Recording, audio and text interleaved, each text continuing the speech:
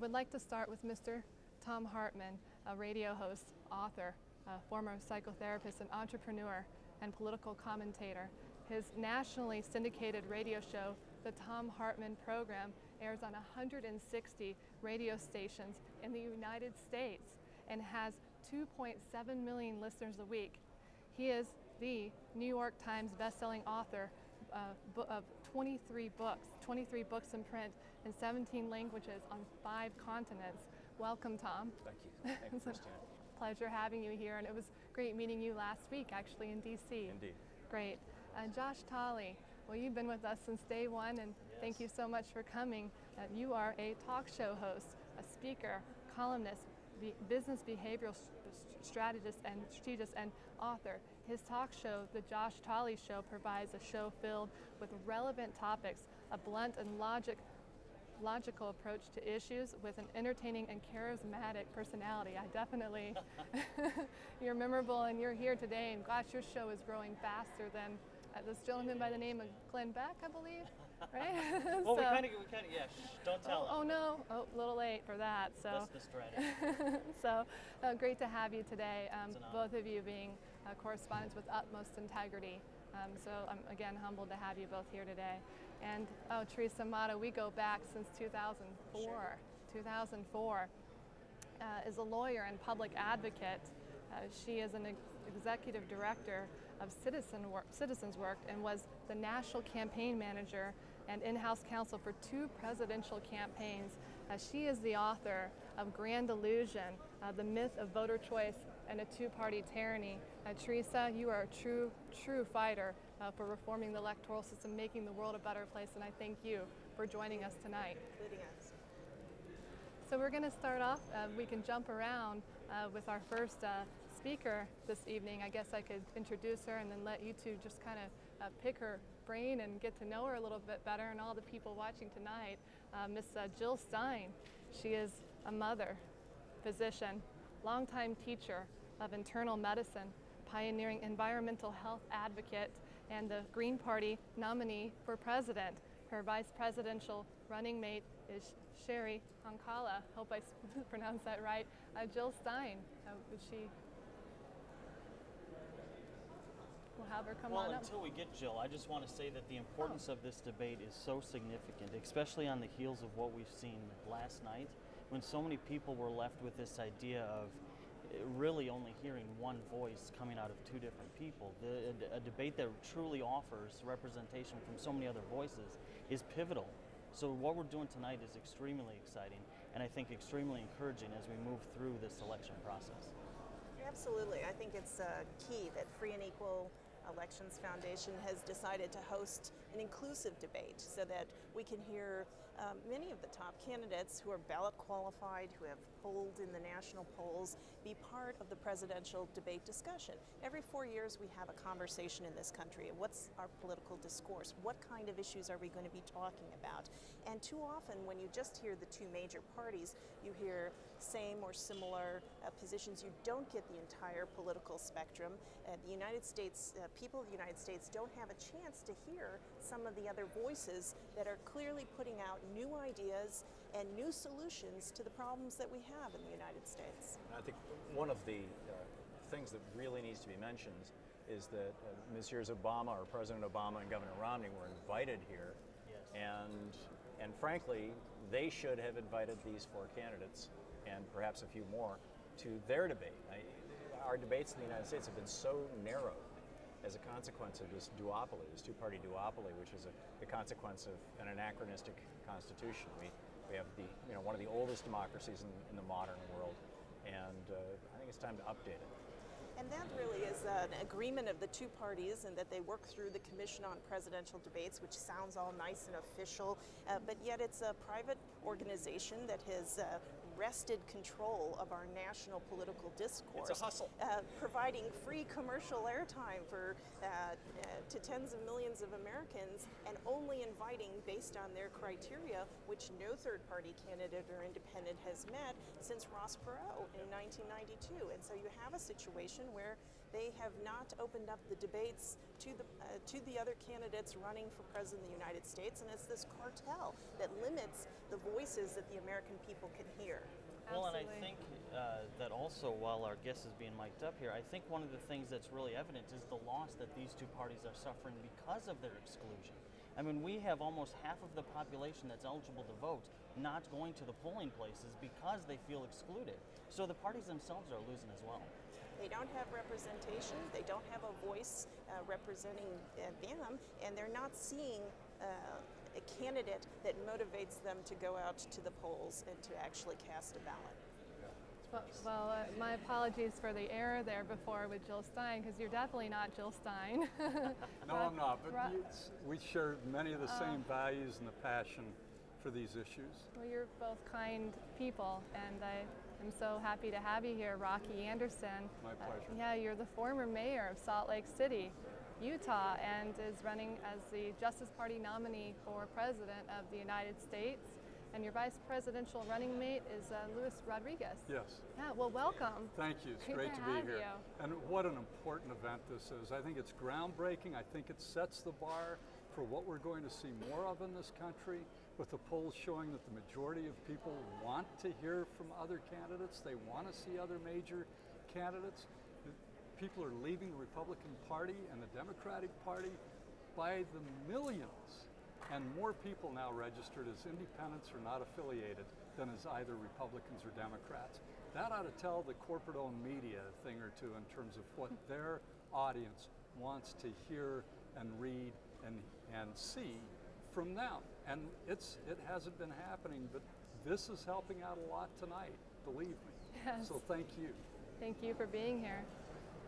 Well, one of the questions I have for you is, obviously you're running your campaign based on principle, not pandering to a party, because you're not running under one of the two major monikers. That's why I left the Democratic Party. Exactly. So knowing that, what are your aspirations through this? Is it to convey a message? Is it to influence the discussion moving on from this point? That's a great question. Obviously, we didn't think that we were going to win this race, although I think that if we were included in these major party debates, we'd have a great shot at it. Because our positions on the issues and my record on the issues, this isn't just something I talk about during a campaign. These are things I've worked on all my adult life. They represent what the majority of people in poll after poll show that they want. Whether it's getting out of Afghanistan, whether it's ending the budget-busting Bush tax cuts, whether it's finally seeing an end to the disastrous failed war on drugs. There is so much that we can get done as Americans, but not if the debate is so constricted as we've seen during these three presidential debates and the vice presidential debate.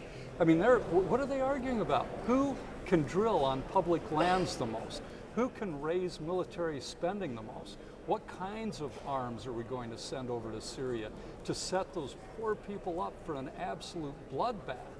Our foreign policy is so belligerent, and the Republican and Democratic parties have been in collusion on this for decades. And we've got to put it to an end, and that's what the American people want to see.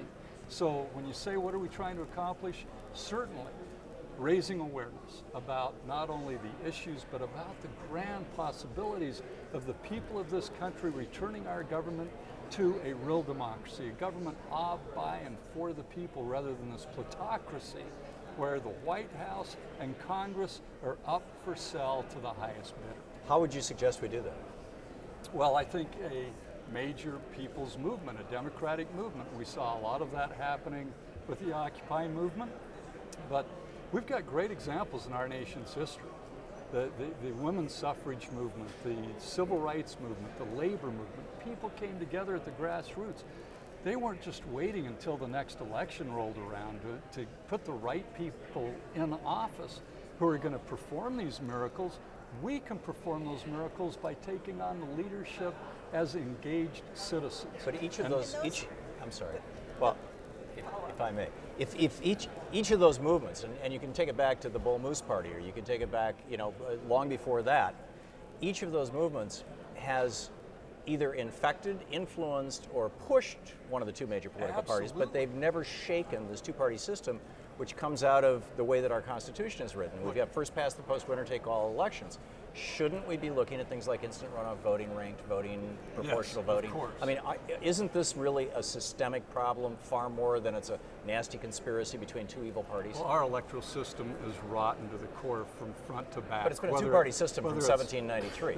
And these two parties collude to keep alternatives off the ballot. I never knew how bad it was. I read Teresa's amazing book, and that almost convinced me, let's not even try this, but we did.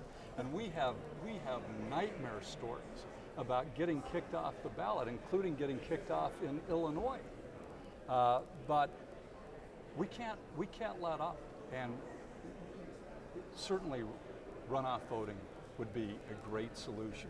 But the parties that are benefiting from the system we have now, they're not going to put it into place. Yeah. So we need that people's movement. We need people belonging to every political party. So this can't be partisanship anymore. This should be the people of the United States coming system together saying, get the corrupting money out of our government. Let's start abiding by the Constitution and end this imperial presidency that's shredded our Constitution. And let's have an electoral system that makes sense and provides a true democracy for the people of this country. Rocky, we're out of time, and you're going to have a lot of time during this debate. So I thank you so much for coming, and thank you. It's been so great knowing you this past year or so. Actually, we've been talking. So well, I appreciate thank you, Rocky, for your time. Thanks. Thank you. Please. Response, Teresa. Well, I'm honored he read the book, and he has mentioned a number of the provisions that need to be reformed, and we should also talk and maybe ask Dr. Stein if she's up next, or some of the other candidates about Gary Johnson, nonpartisan administration of elections. What will we do to get media to provide more airtime so that groups don't have to host these debates, that actually they have time on the air to talk? And what are we going to do about the Commission on Presidential Debates? What are we going to do to federalize and make uniform ballot access laws so that it's not difficult, and so that a candidate like Rocky Anderson, who's been a mayor of a city, doesn't have to get kicked off the ballot in order to present his views to the American people? And I think that's represented tremendously through what we're seeing tonight. These four candidates, the media exposure that this debate has garnished. I mean, we have media from all over the world covering this. And he brought up an interesting point where we're stuck, whether by cause or by default, in this two-party system. And in order to break that, enough people have to realize that if their voice isn't being heard, there are now people out there with options and resources to have those voices heard. Because we didn't have that really until the invention of modern technology, and this is really changing things, as this debate is evidence of. Social networking, technology, and we have somebody special here at the table now, Gary Johnson. Welcome. Thank you. Gary Johnson is a businessman, former governor of New Mexico, and the Libertarian nominee for president. His vice presidential running mate is Judge James Gray of California. I actually met him, really great guy too.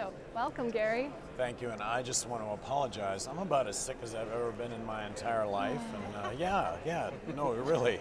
I'm sorry, but I wanted to point that out. Just, wow. But thank you for joining us anyway. So you may have heard some of what Rocky Anderson had to say. I didn't hear a word. Okay, so you're a former governor of New Mexico. Yes. You were given twice, and you were given a runaround just to not be able to participate in the Republican primary debates. I think I was very unfairly excluded. Yes, and so tonight we're having a debate that's opening it up to everyone. What reforms would you suggest for our broken electoral process? Well, it is what it is. I mean, I have been reality-based my entire life. When two parties become obsolete, it's the duty of other parties to try and supplant those two. So I'm engaged in that process. And I appreciate you having this debate. I mean, it's a great opportunity to voice a difference on really all the issues of the day. No, your campaign is doing something strategic, and that is going after the voters who were for Ron Paul. Now that Ron Paul's no longer in the running for his party's nomination, a large segment of that voting bloc has moved to you, and it also represents a growing segment of the Republican Party itself. How do you think that's going to play out when we move towards November for your campaign specifically? Well, you know, we've never targeted anybody, but I do believe that when I ran for when I was running for president in the Republican Party, I really thought it was going to be hard to marginalize two people on stage talking about the same things, myself and Ron Paul. I didn't find myself marginalized. I found myself very unfairly excluded. What I thought I witnessed was Ron Paul continuing to be marginalized. And in December, I looked into my crystal ball, and I didn't see Ron Paul as the Republican nominee. So where is the voice for what I think is the fastest growing segment of American politics today, the liberty movement? Well, it was going to be the libertarian nominee for president, and I saw an opportunity to be able to get that nomination and participated maybe in 12 state conventions where there were 12 debates with 12 libertarian candidates running for president of the United States. How do you define the commons, and what is the government's role relative to the commons? Now, when you say commons, what do you mean? Those things we own in common. Well, I think that speaking with a broad brushstroke, I think the majority of Americans are fiscally responsible and socially accepting. Now, that's with a broad brushstroke. I'm in that category. I think the majority of Americans are in that category. I think that really kind of represents the Libertarian Party, the notion of being more liberal than Obama on many issues, social issues, more conservative than Romney on many issues, fiscal issues. How do you define the military is part of the commons? Nobody's talking about privatizing the military. The police departments, the fire departments, typically. Should a public education be considered part of the commons, or should it be open to corporate takeover?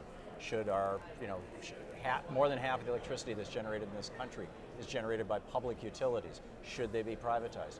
Where are the boundary points for the commons? Those things that are the appropriate purview of government. Well, as governor of New Mexico, I always said that government should be about best product, best service at the lowest price. And so wherever privatization was able to come in and provide a better product, a better service at a lower price, I was always for it.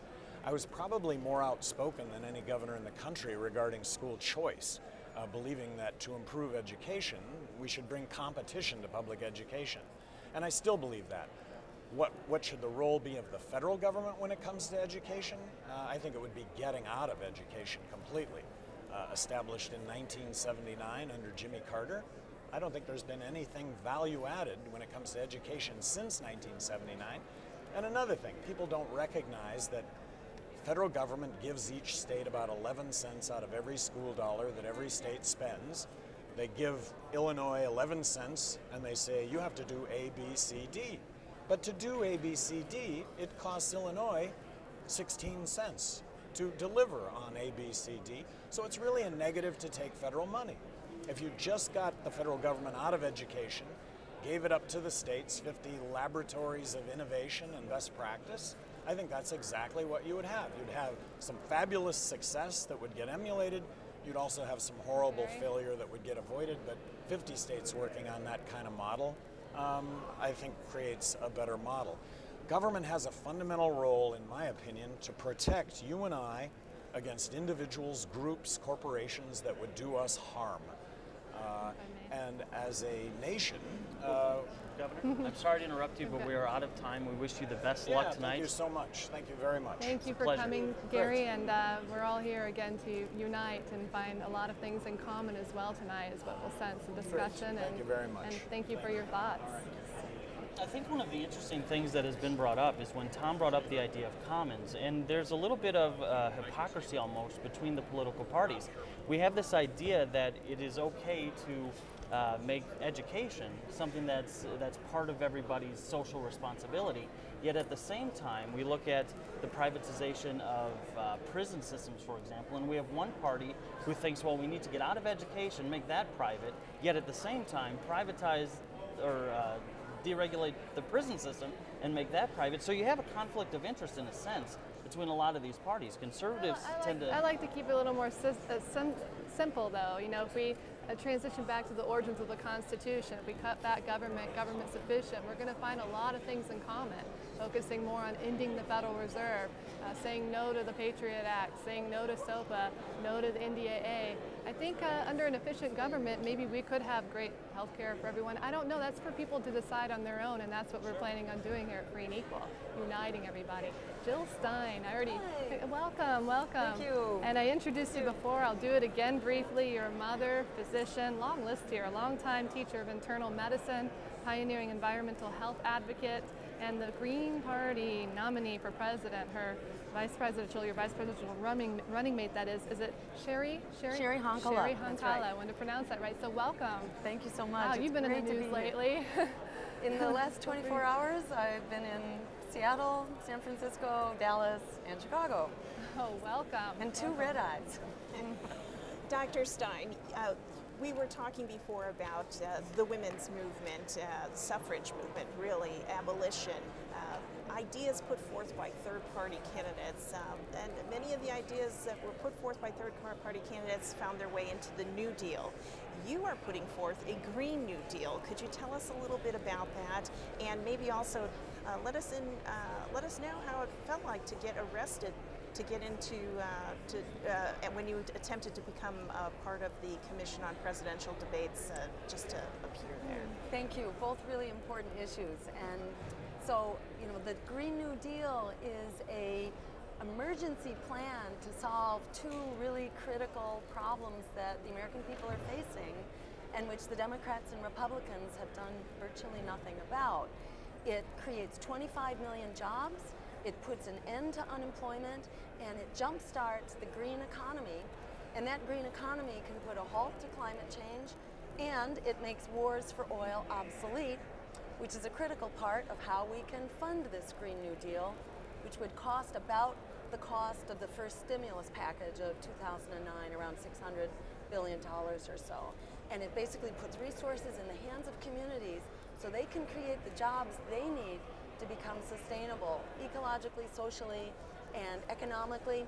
The spectrum of green jobs, clean renewable energy, healthy local food production, public transportation, plus the jobs that meet our social needs, hiring back the teachers, childcare after school, affordable housing construction, things like that.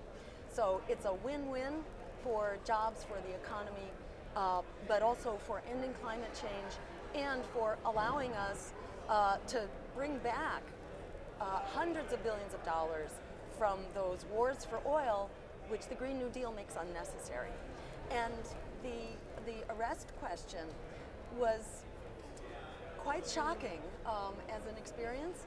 My running mate and I went into Hofstra University attempting to just get onto the grounds and to be able to go in and challenge the Commission on Presidential Debates.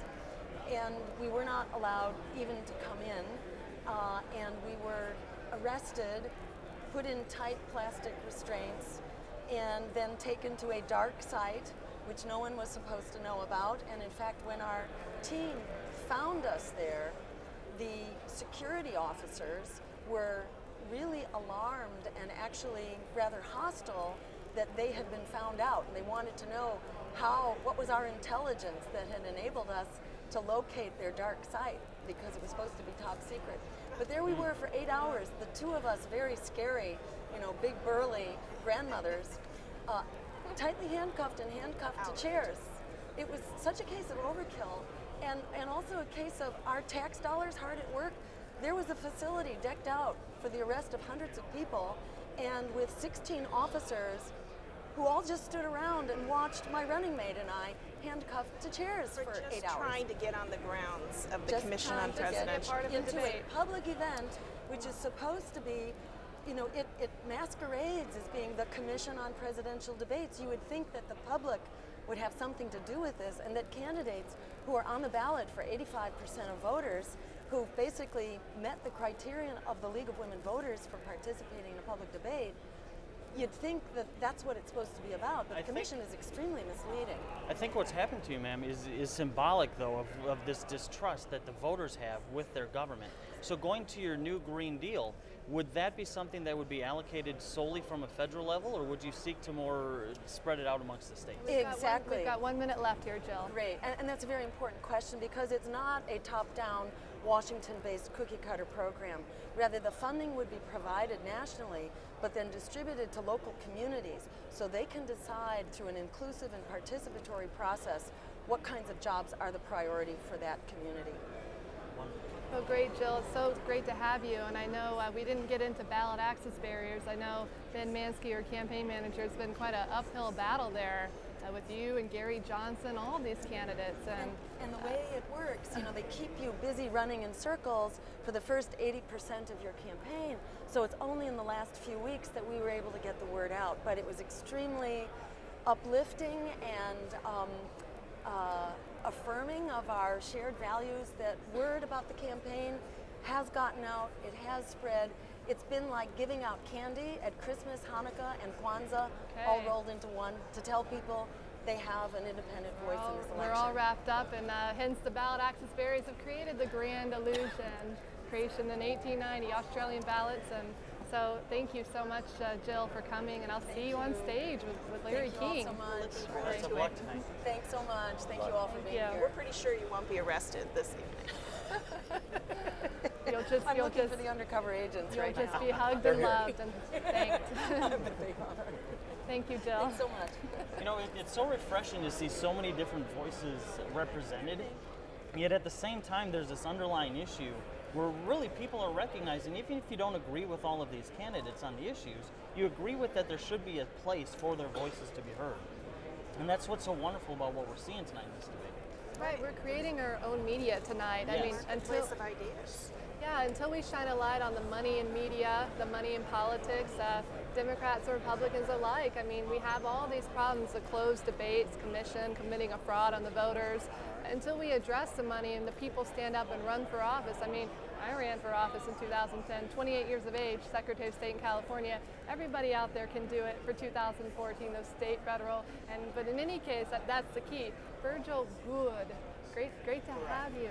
Thank you. I know you drove in from Wisconsin today, I think? That's right. Oh, well, welcome. I'd like to introduce you. We have Virgil Good, Jr. He's a former member of the U.S. House of Representatives and the Constitution Party nominee for president. Your vice presidential running mate is Jim Clymer, and you've been elected official for 35 years, I believe. And Right. I was in the Virginia State Senate from 1973 till 1997, and then in Congress from 97 to January 2009.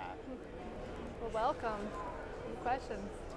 Yes, well, you were part of one of the two major parties, right? And you've left to become the Constitution Party nominee, a third party that you're on the ballot, and more than 25% of the public is going to have a chance to vote for you, much more than that when you write it in. More than that. Well, no, I'm on the ballot on the line with Democrats and Republicans in over half the states, and then others that have write-in ballots, we're around on 40. Like North Carolina, I'm the only write-in candidate. So what in difficulties? North Carolina, because we had to get the same way in Texas, same way in Illinois. Right. So what difficulties did you find with the electoral process, and how would you fix our broken electoral system, given that you've experienced a candidacy in the two major parties and now as a third party Really, candidate? a presidential campaign is 50 state campaigns.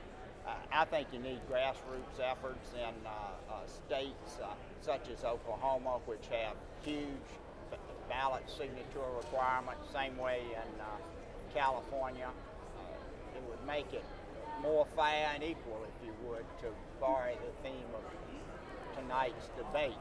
If you give more opportunity for greater views, and that would enhance democracy. Would you consider federalizing a one uniform ballot access standard for federal candidates? Flat filing fee? It's the federal government should work with the states, but it's really we are a federal system of 50 states, and you're going to have. I would not be in favor. Although now there was legislation introduced in Congress several years ago that Ron Paul had it that had certain features in it, but if you're a true constitutionalist like Ron is, that's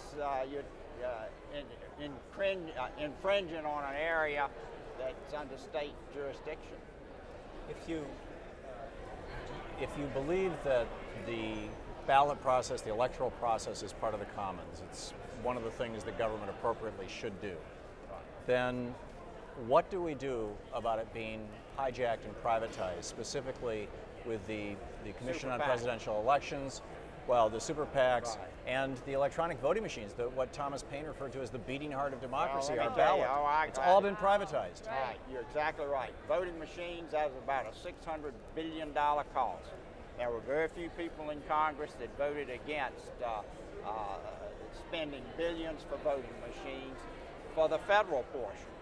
The states and localities had to come up with more billions. I was one that voted against that. It was a big overreaction to Florida. Interesting.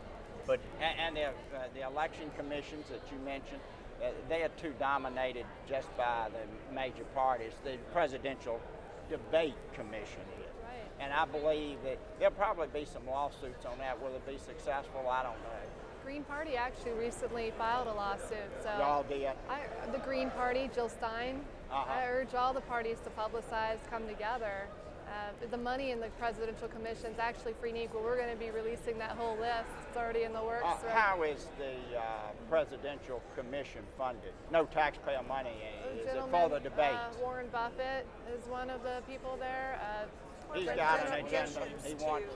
Huh? Anheuser-Busch is also a big General player. Motors, AT&T, Marriott. I'm glad we didn't hold the debate at the Marriott. So it's been privatized.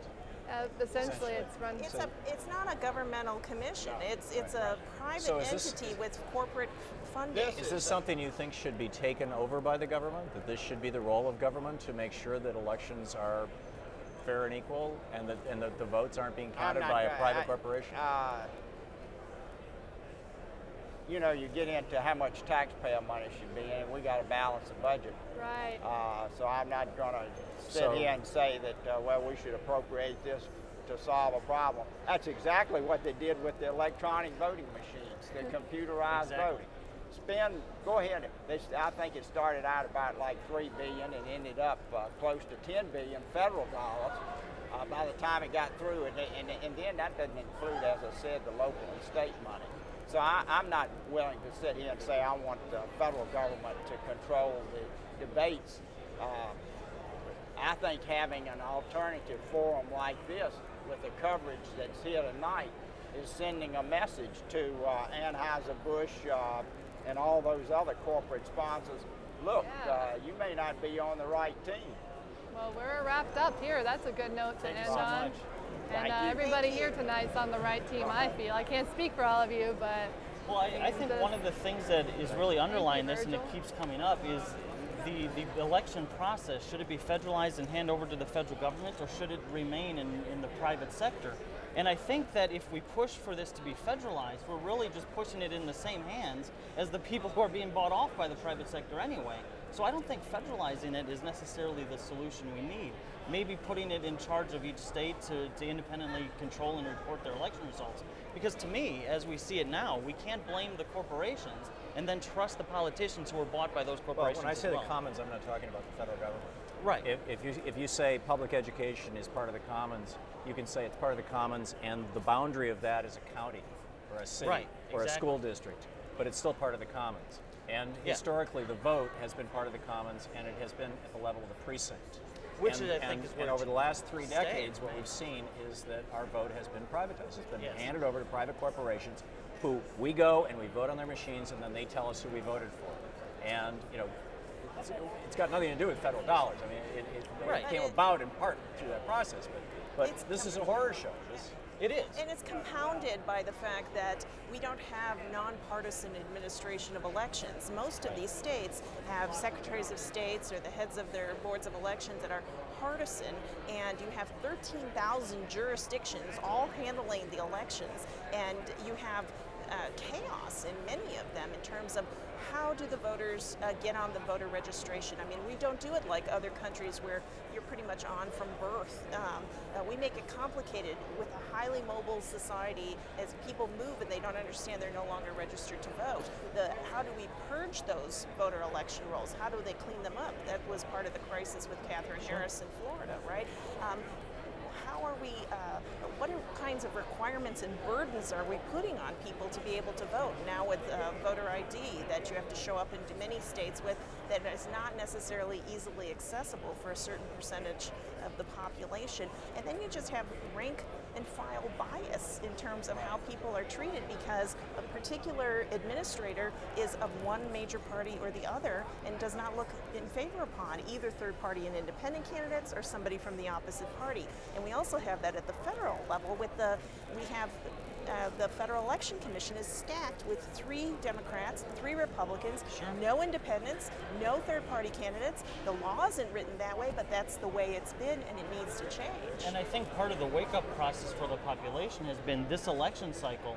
We saw that corruption that used to be intended for people on the other side actually focused on their own parties. What the Republicans have done in Maine, what the Democrats did on national stage at their convention, what the Republicans did on stage at their national convention, has people in their own parties kind of waking up to the fact that, wait a second, this system is broken. And my fear is whenever we talk about a broken system and that it's in the private control, there's always this knee-jerk reaction to say, okay, federal government, you take care of it. So I think we have to be careful when we have this discussion, where that discussion leads. But Teresa raised a really important question. If you've got 13,000 precincts or independent jurisdictions, thank you, and one says, we're going to do a literacy test if you happen to be African American, and another says, we're going to charge a tax. At what point do we, the people, nationally say, no, wait a minute, we're going to put some boundaries on this. There needs to be some oversight. And at what point do you say, no, that's none of your business, federal government? Great point, and it makes for a great conversation because right now when we say, okay, you're absolutely right, that is a problem, that is an issue, but if we look to the federal government to fix it, we need what exactly you said, we the people, because the federal government isn't that the federal government? Well, that's the first 3 words of the Constitution. Right, but that's what we thought. That's what we thought. If I may sure. jump in here, I'm all about the fix. It's not going to be a quick fix, but it's actually easier than what we've been led by the two-party system to believe. And in studying the origins of the Constitution, there's a reason why our forefathers didn't mention corporations. They didn't mention parties.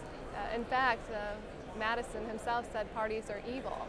And so here at Free and Equal Elections, we're here to unite essentially the grassroots movement, all of you out there across the political spectrum, everyone here, to find that common denominator, because it has been the two-party system that's been taking smaller issues and kind of sidetracking us, the bigger issues that, well, they've been playing us since, over a century now, since the creation, as you all know, I've interviewed with you, of the Australian ballot.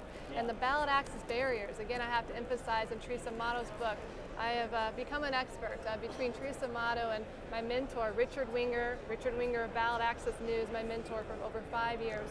Love him so much, election law expert throughout the United States. What I have learned is that these ballot access barriers, there used to be lots of parties, and then suddenly these barriers came, and then there's 2 parties, and as you mentioned, the Federal Election Commission Act of 1974, these 2 things are the lifeline of the 2 parties. So how are you going to break that? Do you have any ideas? Independent movement of people next year running for office maybe for 14? Well, I think Tom is onto something when it says we the people, and that should represent the federal government. But because we have this tendency to believe it doesn't, that's exactly why we're here right now. We're under the impression that the same people that we put in Washington, D.C., who none of us trust, that has a 12% approval rating, are the same people then that we should trust when it comes to hearing our voice and then counting our votes.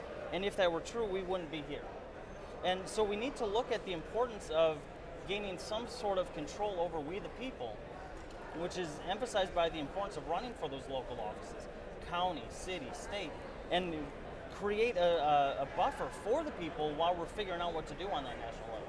I think it has to be almost a blend of 2 systems, both we the people as a federal entity, and then we the people as individuals on a state and county level as well. I think one of the things that's important, and congratulations to Free and Equal for hosting a transpartisan debate is that we tend to think of in this country, and the way it's used is that bipartisan is a good thing because people are thinking, oh, well, people are cooperating. But bipartisan, it does not mean transpartisan. What it does is it uses the language to reinforce the notion that there are only two parties, and that goes to exclude the other voices. We've heard tonight from 4 candidates who are representing wildly different parts of the political spectrum. Yes. Certainly in other countries where they have hundreds of candidates and several major parties, the people in those countries get to hear from across the spectrum. Here we discuss issues in one narrow sector of the political spectrum without other voices getting a chance to be heard. So you're not going to hear about the failed drug war, and you're not going to hear about should we be cutting the military budget and getting out of the wars when everybody's agreeing on these issues in the two parties with the two-party nominees. In 2004, for example, we were in 2 wars, and we had no major party candidate as an anti-war candidate in 2004. And so if we don't allow for more discussion across the spectrum, the American people are not hearing all the ideas that are out there. I know we have a special guest coming up shortly. I'm going to have to step away for a moment to make things move, and please keep going, and I'll be back in just a few moments. Well, and I think what we were talking about, Tom, is representative of that. I mean, we have the two parties who, if we were to give them control, they would run this exactly the way we've seen it ran. They do Otherwise, have control. Well, right, but if the parties that are in power now had control of the election process and we trusted them to have an opportunity for everybody's voice to be heard, the 4 candidates who are here tonight would have been on their stages as well. Perhaps. I think that there's a difference between how we bring candidates to the public, which is one entire area of discussion. Should there be, should we say, for example, that our airwaves are part of the commons? And if so, do we have the power to exercise some control over them? Up until 1987, when Reagan stopped enforcing it, the Fairness Doctrine said that if you want to use the public airwaves, you have to provide public service. That public service was called news. There had to be actual news. Back before 87, I was working in a newsroom back in the late 70s in Lansing, Michigan, and we had 5 people in the news department at WITL in Lansing, and the station lost money on their news, but that was the cost of keeping their license. And if I was even seen talking to a salesperson, I would be fired. 87 comes along, Reagan blows that up. 8 months later, CBS takes their news division, which had bureaus all over the world, hundreds of employees, because that was the cost of all their affiliates being able to carry all their other 23 hours of programming, and they put that under the head of their vice president of entertainment. And now we have infotainment. We have, and out of that then came then there was a need for a commission on presidential elections, because it was no longer the Nixon-Kennedy debates, because this is the commons and the networks have to do it. And Reagan just did incredible damage to us with that. Yes, and then all Obama that money repealed is the going, law last and month. all that money is going to the TV stations Yes, now, of course. and Right. so Making $2 we billion have to stop, unfortunately, but fortunately, because we have with us Rob Ritchie, the executive director of Fair Vote, who's with us by Skype. Rob, can you hear us? I can. Can you hear me okay? Yes. You can. Great. Technology works. So, Rob, we're talking about, Tom had been talking about how much money in the system is going to television companies and the decrease in free coverage of the candidates. Now the candidates have to pay for it. Should we be having some kind of free airtime, which has been proposed in legislation but never voted on in terms of getting passage for the candidates, so that so that the candidates don't have to spend so much money and raise so much money from corporate interests and others to be able to conduct and get out their message. Yeah. Rob, you're the executive director of Fair Vote. You've been there many years, and you have a number of outstanding publications on your website, fairvote.org. And can you tell us a little bit about some of the alternative systems that we should be looking at to reform our electoral process? Sure. Well, thank you, and I'm really looking forward to the debate. And we are, as we're stuck with this seemingly media fixation on only two parties, we also seem to be stuck on a set of 18th century electoral rules and processes But in fact, we're not. Just as we can and should be looking outside the two-party system, we also can be looking outside some of these old rules. So that's what Fair Vote's trying to do, is sort of move to democracy 2.0 with a lot of tested ideas. Radical ideas like having a popular vote for president, as we do for everything else except president, and changing winner-take-all elections, our sort of fundamental goal, to some kind of proportional representation, meaning that 10% of the vote should win 10% of the seats. 50% of the vote should win 50% of the seats. And there's a range of different systems to do that. And it's interesting. A lot of cities are actually exploring different ways of electing people that would better accommodate choice and provide fair representation. It's something that we really can win in this country, and that's what we're trying to profile at fairvote.org. Now, this can be done without a constitutional amendment, is that right? And if so, how? Well, the National Popular Vote proposal, just one aspect, which is getting away from this current electoral college system, is based on powers that states have to control their electors and to also be able to work with other states. And that's a state statute. It's passed in 8 states and D.C., and if it passes in states representing a majority of the Electoral College, it will control the next election. That can be done all through state legislation. Proportional representation would take an act of Congress to allow states to use multi-member districts, meaning a person would have more than one representative. So a state with, say, 5 members of Congress, rather than having 5 one-seat districts, would have them all go statewide, but it would take 20% of the vote to win 1 out of 5. And that's something that can be done by statute. It's not a constitutional issue.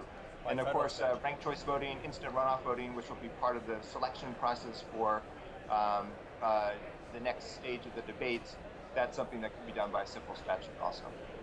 Now, isn't it also true that this top tier movement, the Stop Top 2 movement, is actually addressing a similarly important issue where we're seeing the inability to have contenders who are true contenders? They have the lack of access to the ballot in most states currently, correct? Well, certainly, ballot access is a big factor, and then this new Top 2 proposal, which is now the law in California and Washington, on the ballot in Arizona, would limit our choices in general elections always to 2 candidates, and the first round, the sort of preliminary round, would almost always eliminate everyone outside the major parties, so that you would generally only have November ballot choices among 2 major party candidates and not even have an opportunity to write in or consider a third-party candidate, and that's obviously a problem for voter choice and fair debate. How did that get to be law in California? It comes from something that we can at least see as hopeful. Voters are fed up with the way we do things now, and so this was proposed as a way to hold politicians more accountable, to get fair representation. Really a lot of things that we think better reforms would achieve. But voters were ready to hear that message. It also had a lot of money behind it. It was on the ballot in June 2010, and it won. But the risk is that it could lessen choice dramatically, and how it's played out in Louisiana, for example. Rob, could you go and tell us a little bit about the reason behind the National Popular Vote Plan? Because people are talking in the 2012 elections the distinct possibility that there could be an electoral tie in the Electoral College. And in 2000, people saw that the popular vote didn't match the electoral outcome vote. And in 2004, but for 60,000 plus votes in Ohio, that was very contentious and people suspected, that you had the same situation where you had George Bush, the incumbent, winning more of the popular vote, but had Kerry won Ohio, it would have been another situation where the outcome of the popular vote did not match the Electoral College vote. In that case, it did, but I think that's part of the genesis of this National Popular Vote Plan. Could you explain how that would work? Yeah, and you lay out, some of the problems, key problems very well. This tie vote in the Electoral College, by the way, actually, has an insane tie-breaking procedure where the Senate picks the vice president on the basis of 1 senator per vote, and then the House picks the president based on 1 state per vote. So Wyoming gets 1 vote, Alaska gets 1 vote, California gets 1 vote, right? And whoever gets the most votes among states becomes president. And that's still a relatively unlikely possibility, but you can break down the remaining swing states, and it's at least a plausible outcome. But and then the wrong way winner, as you say, for 2000, almost 2004, and what we see as a particularly crazy for the idea of respecting every vote is this handful of swing states get all the attention. The candidates focus like a laser beam, the major party candidates at least, just on 8 or 9, 10 states, and they completely ignore everybody else, which does create an opportunity for third-party candidates to particularly try to appeal to votes there, but of course try to get votes everywhere. But there is a fertile ground perhaps for people who are being ignored. So national popular vote is a state law where states enter into an interstate compact. And we have a lot of interstate compacts. I live here in DC, and so the metro system is a product of an interstate compact among our subway system, Virginia, Maryland, and DC. But there's hundreds of these compacts, and it's state agreements that in a sense are like treaties. And the treaty is an agreement to say, we support wanting a national popular vote for president. We want to guarantee that outcome. And because we control electoral votes, we actually have the power to do that. They agree to give all of their electoral votes, not to the winner of the statewide popular vote, but to the winner of the national popular vote in all 50 states in DC. And that they will have this law kick in, become active, once a number of states passed it, as a controlling majority in the Electoral College, meaning they have at least 200 electoral. Thank you for laying that out. Rob, you've talked about in the past how so many of the congressional districts have been gerrymandered that we really have an uncompetitive situation in the vast majority of the congressional districts that are either drawn to favor one major party or the other major party. And so people believe the election's a foregone conclusion. And so other voices don't choose to run or get heard because it's so stacked. Can you talk a little bit about how rigged our congressional system is with how the lines are drawn for the congressional districts and why that produces an uncompetitive situation and what could be done about it? Yes, I mean, it's, we don't even have a pretense of a two-party system for most of us in legislative elections. It's really a one-party system, to the point that, say, the state of Georgia, the Democratic Party is not even running candidates in half the legislative districts. So they're not even pretending to compete in even half the districts. But even when they're trying to compete, most districts are lopsided. Most districts really lean one way or the other, just like states do in the presidential race. It's, even more districts are more likely to lean one way. And redistricting, gerrymandering exacerbates this. Because the politicians get to fine-tune their districts and get a little more voters to help them, or put some voters outside of their district that they don't want there.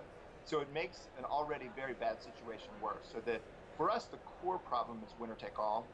And we lay this out well. We'd love to have people check out fairvotingus.com. They can link to it from fairvote.org as well. But we show U.S. House races as they are, with all the data you need to kind of understand what's likely to happen, and it's the partisan tilts, the racial dynamics of each district, and then show what a proportional representation system would look like. And you can see, using real numbers, what a dramatic difference it would make. And that's something we can do by statute, and I think the numbers speak for themselves about what it would mean for all voters having a chance to participate in the election. Rob, go ahead. Rob, you talked a little bit about representation. There is a threat to the vote, and I'd like you to address it. It's this idea that corporations can give unlimited funds to super PACs. What is stopping, let's say, a Chinese corporation from setting up an American firm, donating millions of dollars, even really a drug cartel for, exactly, even a drug cartel from Mexico setting up a company and donating millions of dollars? From your perspective, how does that impact the representation of the people who are trying to have true representation of the people they're voting for? Right. Well, there's some great groups working on these issues. I'm sure perhaps you've heard from Move to Amend and the Common Cause, and so there's a spectrum of groups taking different approaches, but all trying to get to a point of public financing, trying to deal with Citizens United. I would say that it's going to be a tough nut to crack because money does flow through our system, and it's hard to control. but it must be taken on, and Right. and we Right. kind of applaud people doing so. I just say that some of these changes that could also 30 seconds. Rob? Rob, real quickly, in just a few seconds, you said that this can be done by legislation. Do we have any legislative angels out there? Anybody working on it? Yes, well, there's a lot happening in states, and I think in Congress we'll see legislation to push for proportional representation. We've had bills for most of the last 20 years in Congress. Cynthia McKinney, the Green Party candidate from 2008 when she was in Congress, had bills. But I think the system is broken to the extent that deep within the major parties, there's now interest in some changes. It's going to be a tough battle, but I think it's winnable. So check out fairvote.org, and very soon we'll have Fairvote actions on how to get involved. Thank you so much, Rob Ritchie, fairvote.org, for joining us.